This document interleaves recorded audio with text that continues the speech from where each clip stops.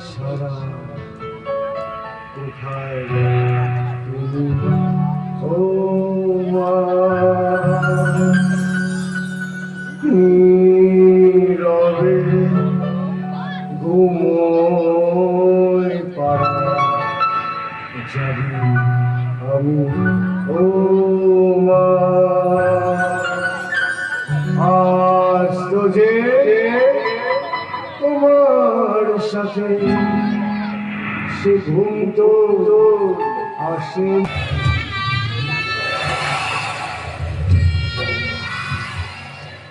কাকা বাবু এসব আপনি কি বলছেন কাকা বাবু? ঠিকই বলছি বাবা শঙ্কর বাবু, আমি কল্পনা করতে পারিনি ওই জন্য একটা ছোট মেয়ের এত বড় ক্ষতি করে প্রতিশোধ নেবে। আর তুমি বুঝতে পারছো তো সঙ্গীতা নিজের স্বামীকে সাপোর্ট করে তুমি নিজের কত বড় ক্ষতি করেছো।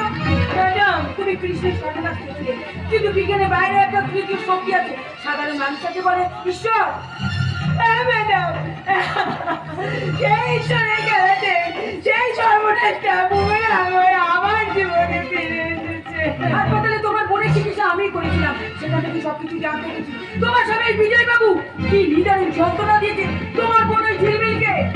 চুপ করো, চুপ করো, দয়া করে চুপ করো, আপনার কথাগুলো আমি শুনতে পাই। কি হচ্ছে কি?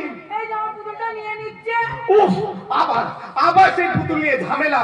এই পাগলিদের জ্বালায় দেখছি কোন দিন আমি পাগল হয়ে যাব। এই বুড়ি দে দে বলছি পুতুলটা দে। এই, দে দে পুতুলটা দে, না দিলে কিন্তু ইলেকট্রিক শক দেব। আরে দে না, দে পুতুলটা দে। এই, এই চল দেখো অনেক রাতে যে ঘুমাবি, চল ওই দেখো আবার ঘুরে দেখে, চল।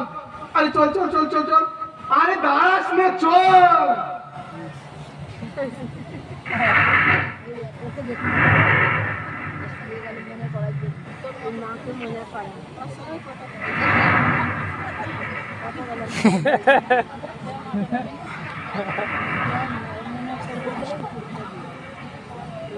এই তুমি কে গো?